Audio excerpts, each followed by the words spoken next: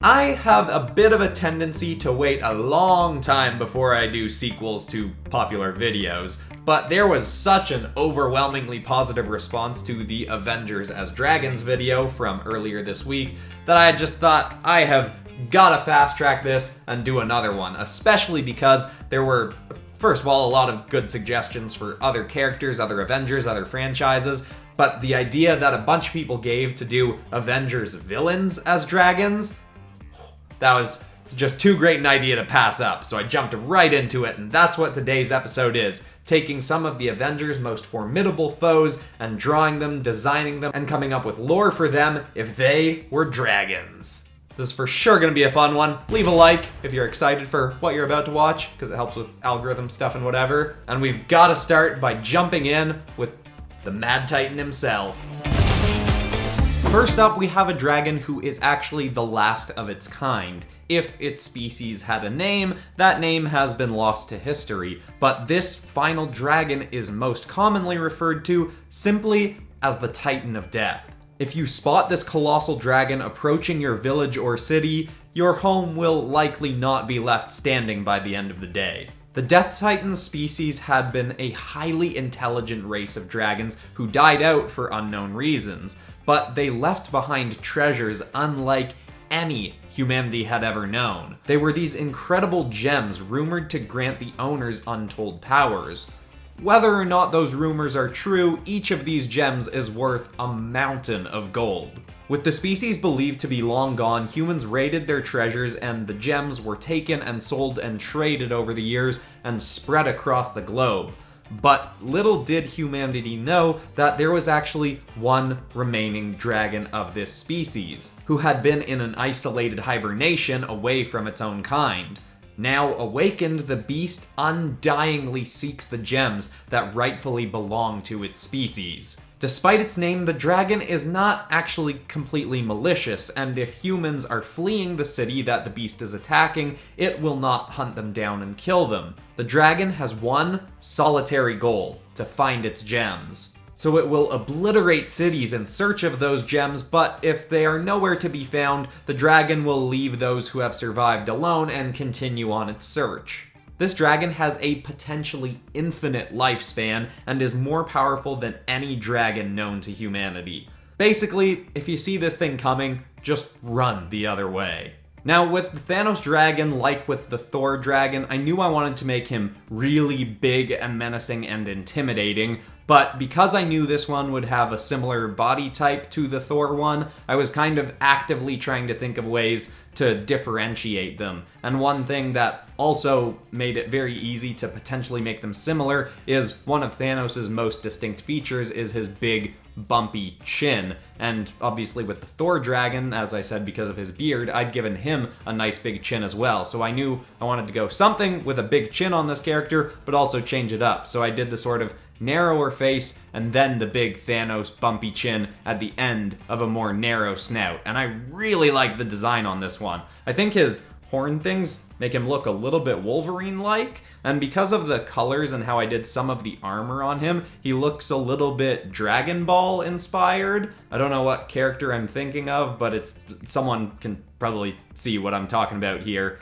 And then another thing with this one is, like with some of the drawings in the last piece, I don't show the dragon's entire body here. Most specifically, his wings are kind of out of the image, because I just pictured this dragon as having such colossal wings that if I tried to fit them all into the piece, it would have just obscured everything else about this dragon. And mostly, I wanted us to focus on his face and his body, and especially a really intimidating, cool Thanos dragon head. And I think it worked out. I add some more contrast to this piece after the screen recording just because I felt like it needed a little bit more detail and contrast. But besides that, we're pretty much down to the end, so I hope you like the Titan of Death.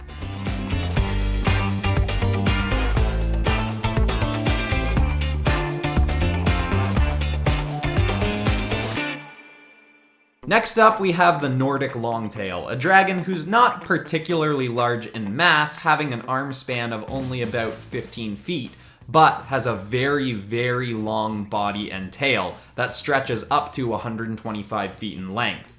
This dragon does not have incredible fighting capabilities in its own right, but will often hunt mid-sized animals to offer to larger, more powerful dragons, such as the Nordic thunder dragon. They'll befriend stronger dragons and win their trust to keep themselves protected from foes, but if their protector grows weak or is injured in battles, they'll often finish them off as a show of strength, and then steal whatever treasures their former ally had owned.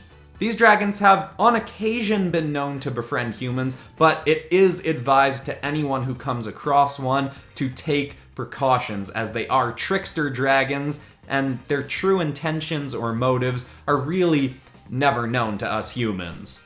Now, this was the dragon that I was actually most excited to draw because I had the best idea for it right off the bat, and I knew it was going to be the weird one of the video. In the last video, it was the Scarlet Witch one. In the previous video from ages ago, it was probably the Chameleon Invisible Woman one. And this one, I knew I wanted a really long, snake-like dragon. But not, I considered making him a worm, spelt W-Y-R-M, like one of those massive dragons that are just kind of snakes, but I wanted a little bit more detail in this one. I wanted it to have the arms make it a little bit salamander-like almost. So I went with the just long body and regular sized arms, and I really like how this one came together, especially having the tail way out into the back of the piece. And I actually took inspiration for his tail from Loki's scepter from Avengers, even though he doesn't really have it after that movie. I just thought it was a fun element to work in, and lots of people pointed out that in the last video I should have made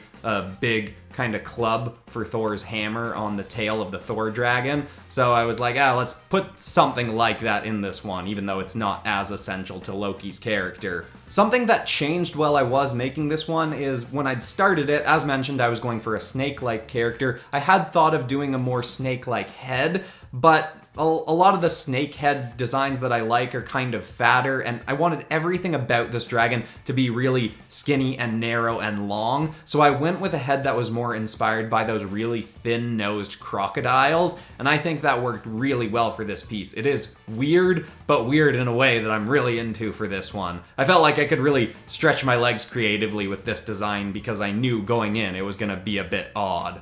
I think the only thing I might not love about this one is that the golden armor bits on him kind of look like separate parts from the character. Like, they're not actually attached to him. It's almost as if he's wearing some extra armor, and I'd rather it just looked biological, but I don't know, maybe that's me. You can tell me what you think in the comments. But overall, I'm super pleased with this one, and I hope you all like it as well. Here is the Nordic Longtail.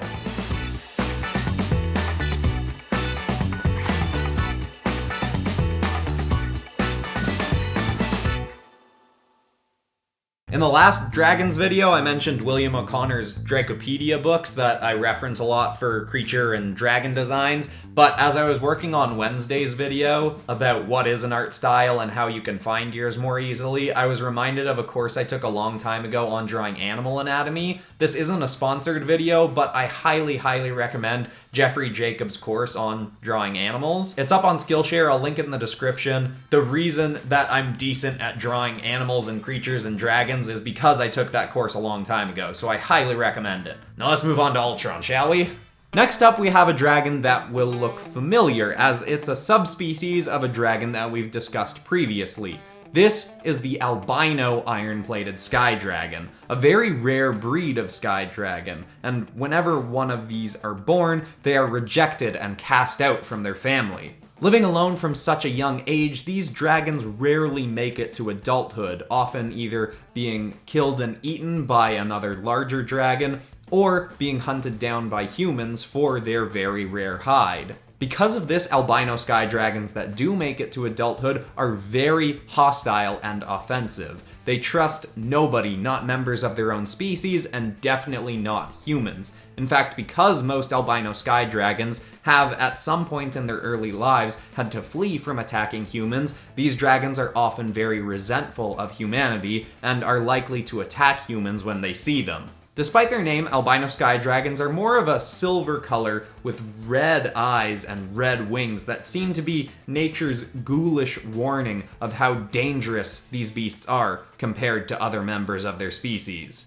Now with this drawing, I was a little bit conflicted about going with a variation on the Iron Man dragon design from the last video, because it felt a little bit lazy, but it also just seemed like such a perfect idea of having Ultron be the same species as Iron Man, but a more violent version of that. And of course, because he's got a lightish, silverish kind of color, and he's got red eyes, the albino angle kind of worked really well. And of course, I'm talking movie origins. It makes sense for them to be the same species. Obviously, in the comics, Ultron was created by Ant-Man, but I'm going mostly off of movie designs, so I felt like that really fit. I hope people don't mind that this one looks very similar to the Iron Man one. I also felt like it gave me a good excuse to try drawing this dragon again, but from a different, more interesting angle and in a different pose. Because I liked how the Iron Man one turned out, but the pose was a little bit meh. Having his head flat sideways to us was a little bit boring, so I like this a lot better, especially what I did with this character's head. His mouth being open and a bit of saliva splashing from his mouth added some nice movement to the piece, and I like this one better just because of the colors. Since he's very desaturated, silvery, gray-y, the red on his wings and eyes really stands out nicely. I'm also playing around a little bit more with my backgrounds in this video. I think all of the dragons I draw in this one, I give them some kind of background or environment. They're simple ones, but I think it ups the quality of these a little bit. It was a nice, fun challenge, though it did make this video take longer to make. But anyway, here he is, Ultron as the albino iron-plated skydragon.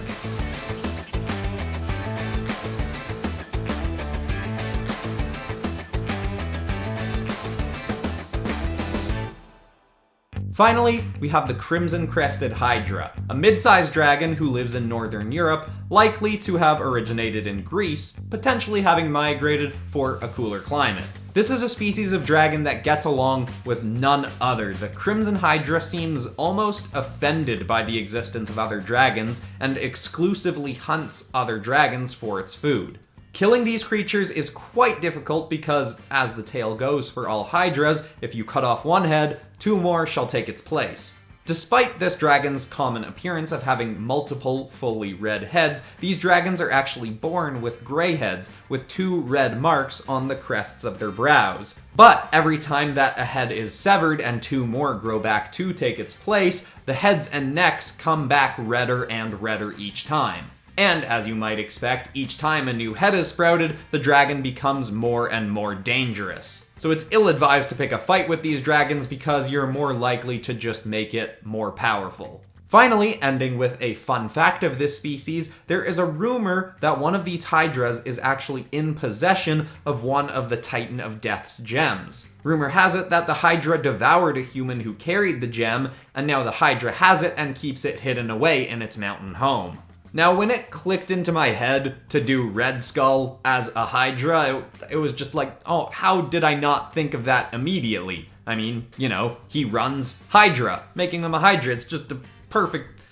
So that was probably obvious to a lot of people, but it didn't come to me right away, and I'm so glad it did, because I mentioned in the last video how I have a deck of Magic the Gathering cards that's all dragons, and I'm obsessed with dragons and all that. Well, I am actually obsessed with Hydras even more. I have a separate Magic the Gathering deck that is specifically Hydras, and as a kid, I used to love drawing the Hydra from the Disney animated Hercules movie, and so the idea of drawing this was super exciting, but also, when I started into it, I realized just how daunting this one was gonna be. Luckily, I saved this one for a different day. I drew all the other dragons on the first day and this one on its own the second day, because it took so much longer than the other ones, because figuring out the position for each head and drawing each of those heads at a slightly different angle after having to, you know, initially design the head to both look cool and look kind of like Johann Schmidt, our Red Skull here, it was just...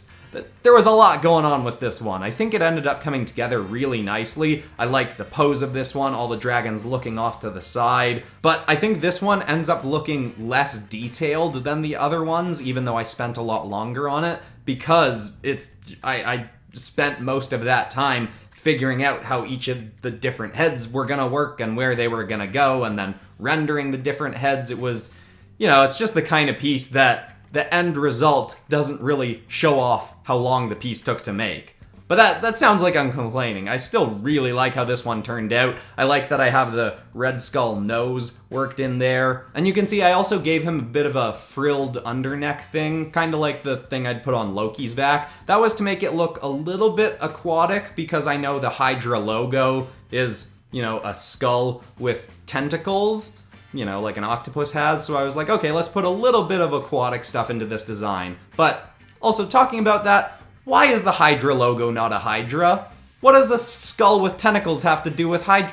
Anyway, that's a silly thing. But anyway, I hope you all like our last dragon of this episode, the Crimson Crested Hydra.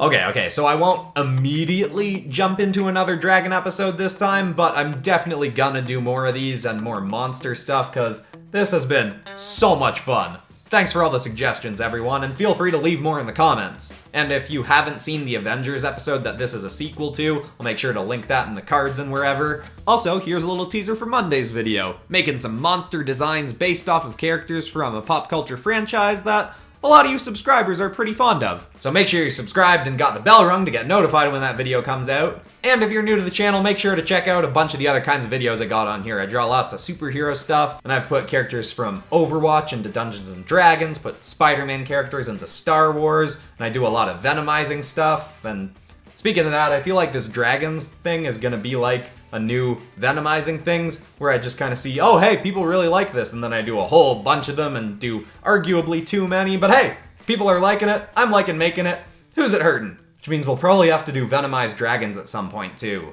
That'll be fun.